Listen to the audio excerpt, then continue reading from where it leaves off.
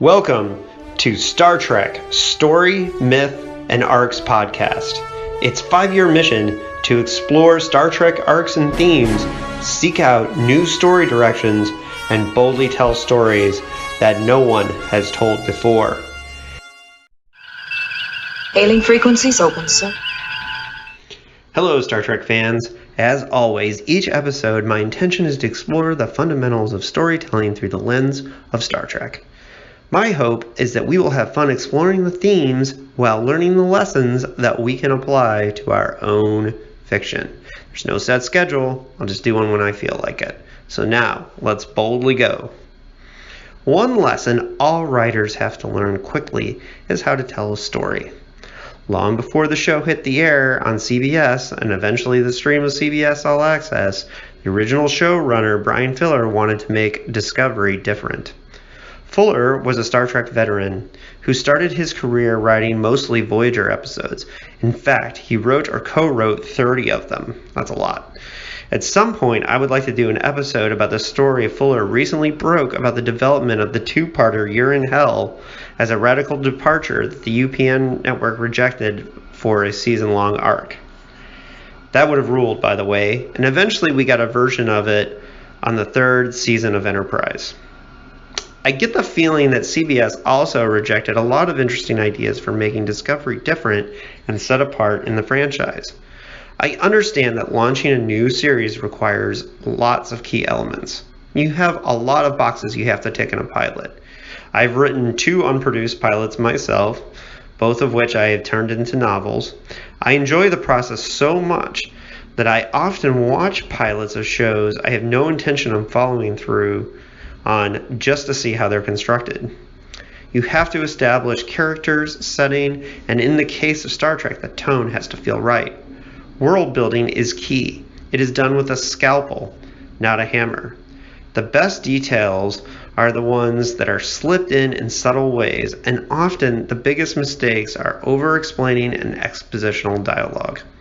A good example of this done poorly can be found in the recent pilot of TNT's Snowpiercer, the TV show, not the movie. Characters in that show often explain things to other characters that they would already know, but they do it entirely for the benefit of the audience. It's the biggest sin of pilots. The purpose of this essay is to express why, from a storytelling perspective, Star Trek Discovery does not start until episode 3. I'm not saying anything revolutionary here. Everyone who watches the show knows the story begins at episode 3. There are 2 main points to this commentary. To explain why episode 3 is a better pilot to the series and in many ways makes it a superior entry storytelling-wise. The first 2 episodes, Vulcan Hello and the Battle of the Binary Stars, are not bad exactly. They have their moments. My personal belief is the show is better if you skip it.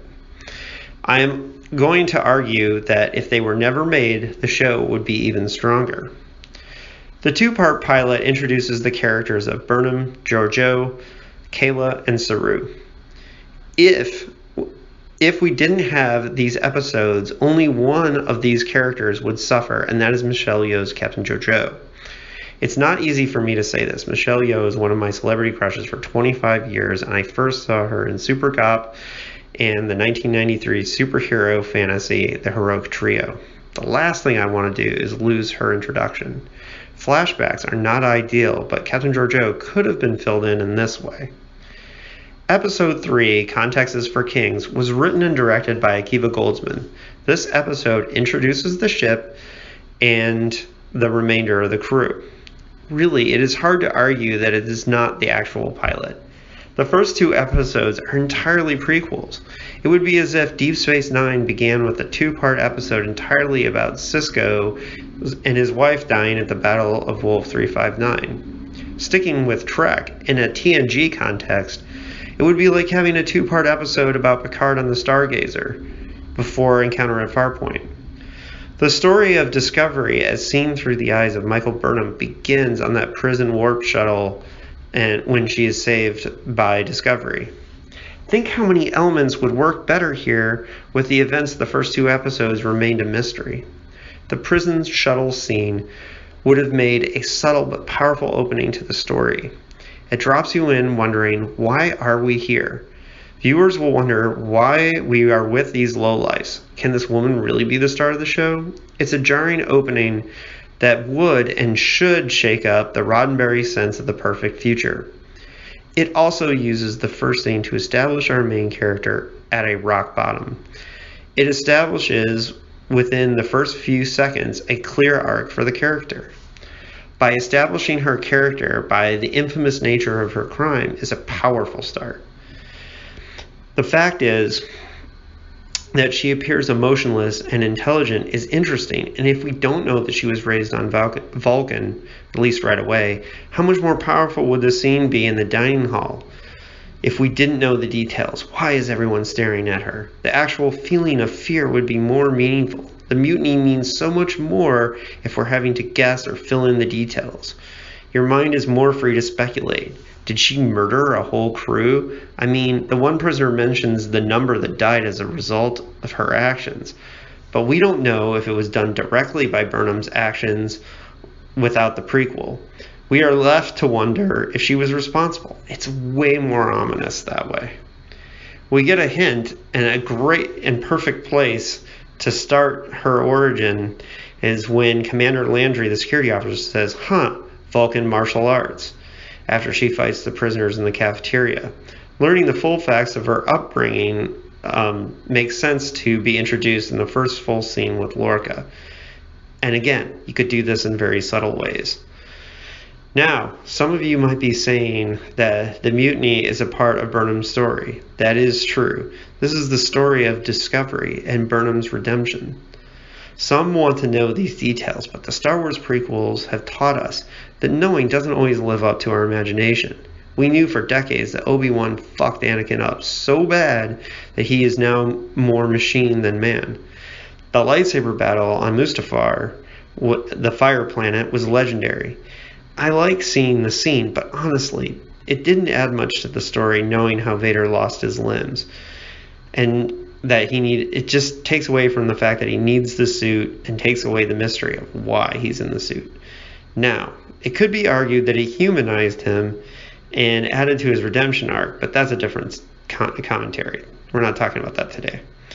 Also, I love the death of the shuttle pilot.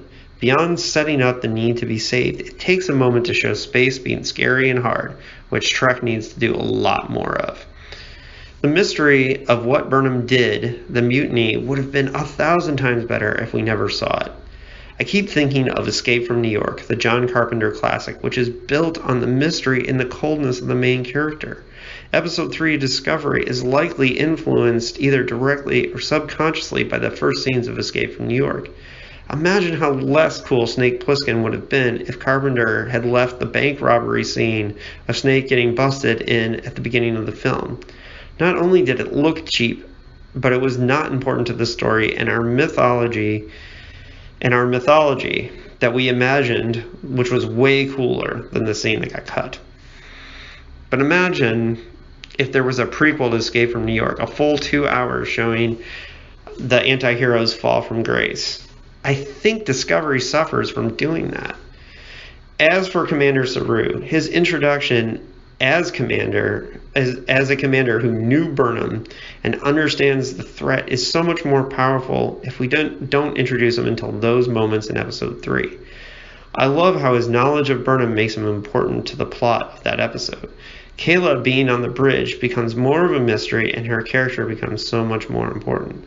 So let's talk for a minute about where stories should begin. There's a saying in Latin, in media res. It means in the middle of the narrative. One of the most important lessons I learned early on writing short stories was that I was trying too hard to set the stage. The light bulb moment for me came with a short story I wrote called Coast to Coast that's in my 2009 Wonderland Award nominated short story collection, Screams from a Dying World. The story is about a couple driving cross country. They meet aliens while listening to a broadcast of the late-night conspiracy radio show Coast to Coast AM. My first draft of the story, I started by introducing the characters, their background, how long they were married, where they grew up, and after a page and a half of info dump, I had their cassette break and they had to turn on the AM radio. What I realized when I read it back was that the story didn't start until the tape busted. I went back and looked at my first attempts at short stories, and one after another I was writing a page and a half before the story would always start. So from then on, I tried to think about where the story actually begins, i.e. the action, not necessarily setup. It is my belief that episode 3 of Discovery is an excellent start to the story, and the in media res nature of it would have been bold storytelling choice for starting the Star Trek series. I think it would have turned off some fans, but I think the reward of telling the best story would have helped in the long run. So now, we know that there are a few Star Trek fans left that have not gotten around to watching Discovery yet, which is crazy. But my advice is to tell them to start with episode 3. They can always go back and watch episodes 1 and 2 later. Okay, that's it. I'm your host, David Agranoff. I do this podcast for fun. I don't expect donations or have Patreon subscribers. So if you want to support me or my projects, my novel, Goddamn Killing Machines, is on sale at the Clash Books website. And all my books are on Amazon. You can search for by my name.